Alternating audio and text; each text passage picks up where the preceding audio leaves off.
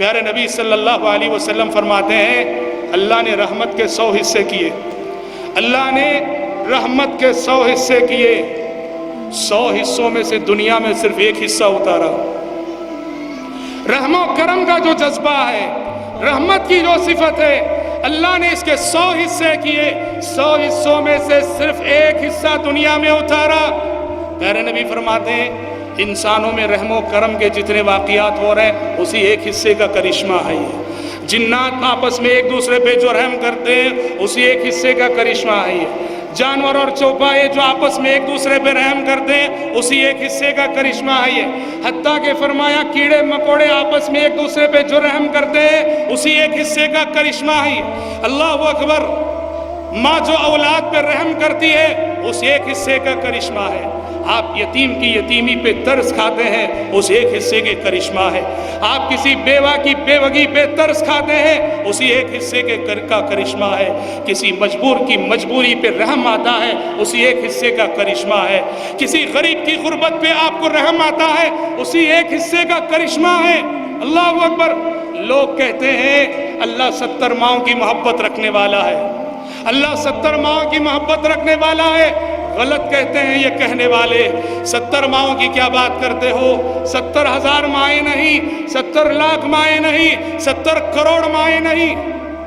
آدم علیہ السلام سے قیامت کے قائم ہونے تک اس زمین پہ جتنی مائیں آئیں گی، آدم علیہ السلام سے قیامت تک اس زمین پہ جتنی مائیں آئیں گی، ساری ماؤں کی محبت اس ایک حصے کا کرشمہ ہے۔ اللہ کی رحمت کے 100 حصوں میں سے ایک حصے کا کچھ حصہ ہے۔ قیام آدم علیہ السلام سے قیامت تک آنے والی ماؤں کی محبتیں اللہ کی رحمت کے 100 حصوں میں سے ایک حصے کا کچھ حصہ ہے۔ سبحان اللہ۔ سوچئے کہ اللہ کی رحمت کتنی وسیع ہے اور اللہ کی رحمت کتنی کشادہ ہے۔ اچھا باقی جو 99 حصے ہیں، باقی جو 99 حصے ہیں وہ کیا ہوں گے؟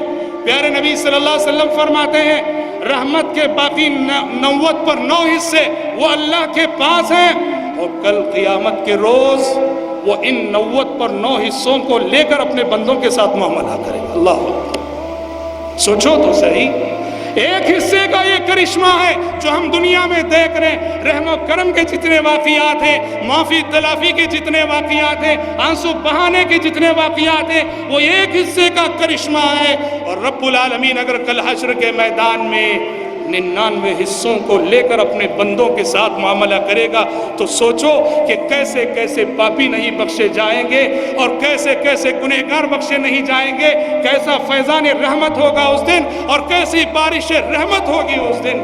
کتنا رحمان ہے ہمارا رب، کتنا رحیم ہے ہمارا رب، اور کتنے کرم والا ہے ہمارا رب۔ ارحم الراحمین ہے وہ، ارحم الراحمین ہے وہ۔ اس کا حق ہے کہ اس سے محبت کی جائے، اس کا حق ہے کہ اس سے محبت کی جائے، اس کا حق ہے کہ محبت کی بنیاد پر صرف اور صرف اسی کی عبادت کی جائے۔ اسی لیے میرے بھائی، پیارے نبی نے ہمیں دعا سکھائی ہے کہ جب بھی دعا کے لیے ہاتھ اٹھے اللہ سے اس کی رحمت مانگنا نہ بھولو۔ اللہم رحمتک ارجو فلا تکلنی الی نفسی طرفۃ عین، یا حی یا قیوم برحمتک استغیث فاصلح لی شأنی کلہ ولا تکلنی الی نفسی طرفۃ عین۔